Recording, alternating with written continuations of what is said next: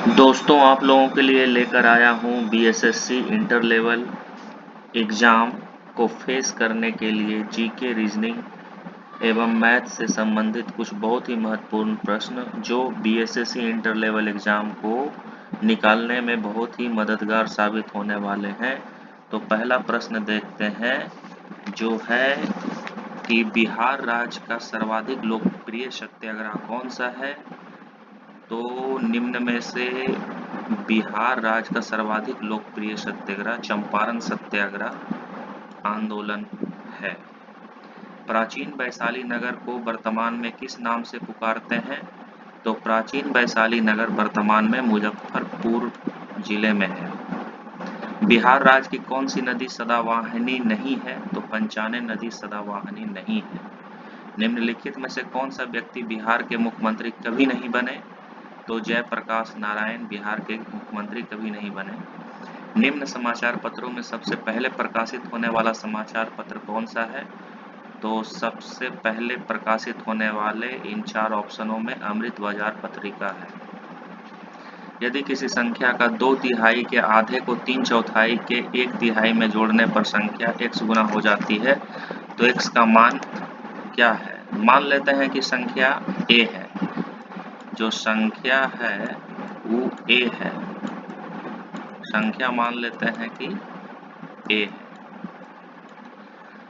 तो यदि किसी संख्या का 2/3 के आधे को संख्या में जोड़ देता है, संख्या का 2/3 का आधे को 3/4 के 1/3 में जोड़ने पर, अब उसी संख्या के 3/4 उसी संख्या के 3/4 के 1/3 में जोड़ देता है तो संख्या x गुना हो जाता है। x गुना हो जाता है। x गुना हो जाता है। संख्या का x गुना हो जाता है। तो x का मान निकालना है। तो यहाँ देखिए 2 से 2 कट जाएगा, ये 3 से 3 कट जाएगा, तो इधर आ जाएगा आपका a प्लस यहाँ a/3 और ये हो जाएगा a/4 और ये हो जाएगा x इंटू a। अब इसके नीचे 1 ले लीजिए। इन 1 3 4 का एलसीएम हो जाएगा 12। 12 में 1 से भागा देंगे 12 को 1 से गुना करेंगे 12a प्लस 12 में 3 से भागा देंगे 4 को 1 से गुना करेंगे 4a और 12 में 4 से भागा देंगे 3 को 1 से गुना करेंगे 3a। इधर x a हो जाएगा 12 4 16 3 19 19/12 गुना a बराबर x गुना a। a से a कट गया यानी कि x बराबर आ गया 19/12। x का मान 19/12 निकल गया, जो कि ऑप्शन 2 में है। तो इसका आंसर हो गया 19/12। 7वां प्रश्न है, 2 पुरुष और 3 लड़के कोई काम 8 दिन में कर सकते हैं, जबकि 3 पुरुष और 2 लड़के उसे 7 दिन में कर सकते हैं। तो 5 पुरुष और 4 लड़के उसे कितने दिन में कर लेंगे। तो देखिए 2 पुरुष और 3 लड़का, 2 पुरुष और 3 लड़का, पुरुष को P मान लिए, लड़के को L मान लिए, 8 दिन में एक काम कर लेता है। और वही एक काम जो है 3 पुरुष और 2 लड़के कितने दिन में करते हैं, 7 दिन में करते हैं। अब इसको हल करेंगे, 8 से 2 को गुना करेंगे 16p प्लस 8 तिया 24l बराबर हो जाएगा 21p 7 तिया 21p और प्लस 14l। अब देखिए एल जो है इसको इधर ले आइए, 24L और -14L, और बराबर इधर 21P है और ये 16P उधर चल जाएगा।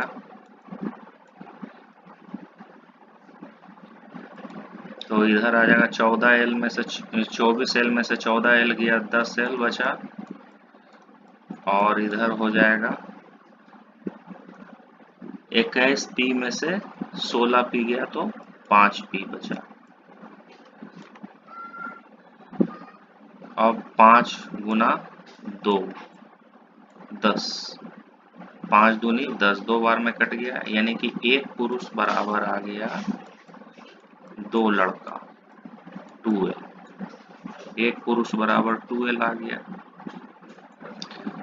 हाँ, तो 2 पुरुष और 3 लड़के किसी काम को 8 दिन में कर सकते हैं। तो 2 पुरुष और 3 लड़का, एक पुरुष बराबर 2 लड़का, एक पुरुष बराबर जो है 2 लड़का है।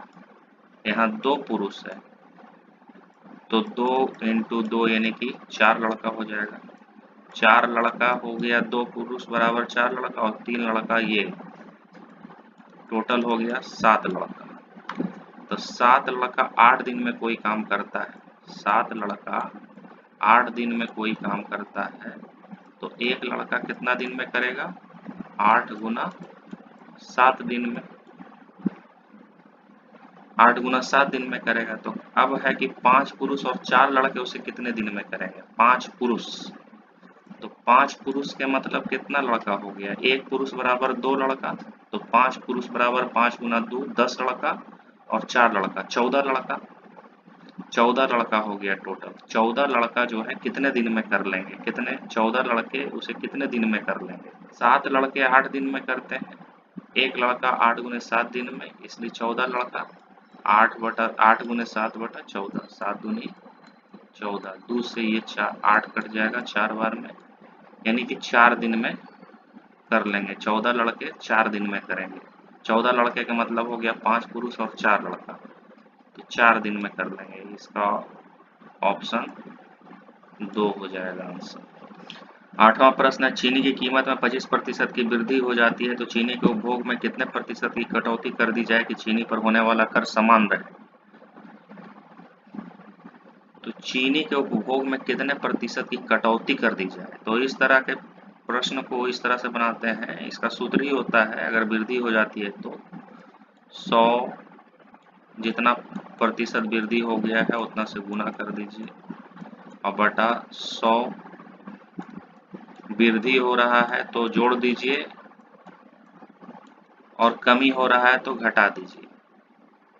तो यहाँ वृद्धि हो रहा है, 25% की वृद्धि हो रहा है, तो 100 गुना 25 बटा 100 प्लस 25 हो गया। यहाँ हो गया 100 गुना 25 और बटा 125, 25 से 125 5 बार में कटेगा और 5 से 100 20 बार में कटेगा, यानी कि 20% की कटौती करनी होगी। अब 9वां प्रश्न, 145 मीटर तथा 155 मीटर लंबी दो गाड़ियां क्रमशः 35 किलोमीटर प्रति घंटा तथा 25 किलोमीटर प्रति घंटा की चाल से समानांतर पटरी पर चल रही है। विपरीत दिशा में चलने पर वे कितने समय में एक दूसरे को पार कर लेंगी? विपरीत दिशा में जब गाड़ी चलेगा, विपरीत दिशा में जब चलेगा तो एक दूसरे की ओर गाड़ी दौड़ेगा, तो इसका जो चाल है वो जुड़ जाएगा और दूरी भी जुड़ जाएगा, ये लंबाई भी गाड़ियों की जुड़ जाएगी। तो हमें निकालना है समय, समय बराबर होता है दूरी बटा चाल, डिस्टेंस बटा स्पीड। तो यहाँ डिस्टेंस कितना हो रहा है? दोनों गाड़ियों की लंबाई, इसी को पार करना है, 145 मीटर और प्लस 155 मीटर, 155 मीटर। और चाल दोनों का है 35 किलोमीटर प्रति घंटा और 25 किलोमीटर प्रति घंटा। इन दोनों को जोड़ना होगा 35 प्लस 25। यहाँ ध्यान रखना है कि ये मीटर में है और यहाँ किलोमीटर प्रति घंटा है, इसको मीटर प्रति सेकंड में बदलना है, तो इसको बदलेंगे। अब देखिए 145 और 155 कितना हो जाएगा, 300। और यहाँ 35 और 25 60 हो जाएगा। 60 ही किलोमीटर प्रति घंटा में है, इसको मीटर प्रति सेकंड में बदलने के लिए 5/18 से गुना करना होगा। तो अब इस 60 से 300 5 बार में कट जाएगा, आई 5 से 5 कट गया, तो ये ऊपर चला जाएगा, आ गया 18 सेकेंड, यानी कि 18 सेकेंड में जो है एक दूसरे को पार कर लेगी। 10वां प्रश्न है C/L जो है 24/27 के बराबर है, तो E/N किसके बराबर होगा। तो इसको कैसे बना रहा है, इसको यहाँ C/L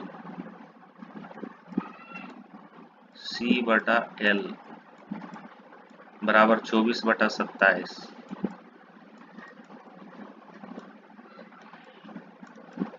यहाँ देखिए L का अल्फाबेटिकल मान होता है 12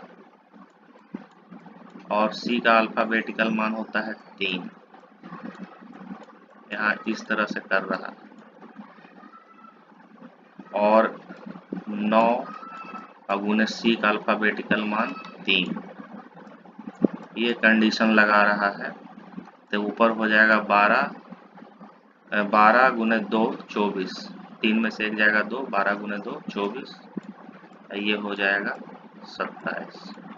इसी तरह से इसमें भी होगा E/N वाले में, E/N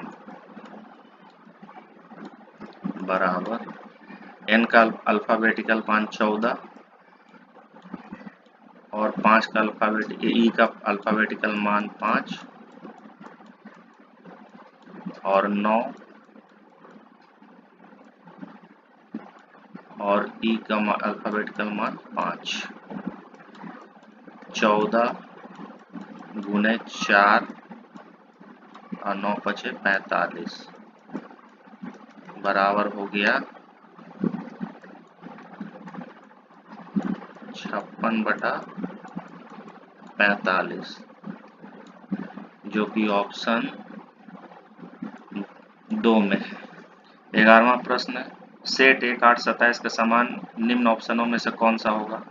1 8 27, देखिए 1 का क्यूब, 2 का क्यूब और 3 का क्यूब है। 1 8 27 बराबर 1 8 और 27 आया। इसी तरह से यहाँ ये देखिए, ये 4 5 और 6 का क्यूब है। 4 5 और 6 का क्यूब है। 4 का क्यूब करेंगे 64, 5 का क्यूब करेंगे 125, 6 का क्यूब करेंगे 216। तो इसका आंसर यही ऑप्शन 4 वाला हो जाएगा। यदि जेब्रा को 265281 के रूप में लिखा जाता है तो उसी कूट भाषा में कोबरा को कैसे लिखा जाता है। तो यहाँ अल्फाबेटिकल मान लिखा जा रहा है। जेब्रा का अल्फाबेटिकल मान लिखा है, देखिए जेड का 26, ई का 5, बी का 2, आर का 18 और ए का 1। उसी तरह से कोबरा का अल्फाबेटिकल मान हो जाएगा सी का 3, ओ का 15, बी का 2, आर का 18 और ए का 1। तो 31 52 181 किस में है, 2 में। 3152181 अल्फाबेटिकल मान लिखा जा रहा है सभी कैरेक्टर्स का। 13 नंबर, इसको किस तरह से बनाया जा रहा है। यहाँ 1 गुने 4 और प्लस 3 गुना 2 बराबर 10। उसी तरह से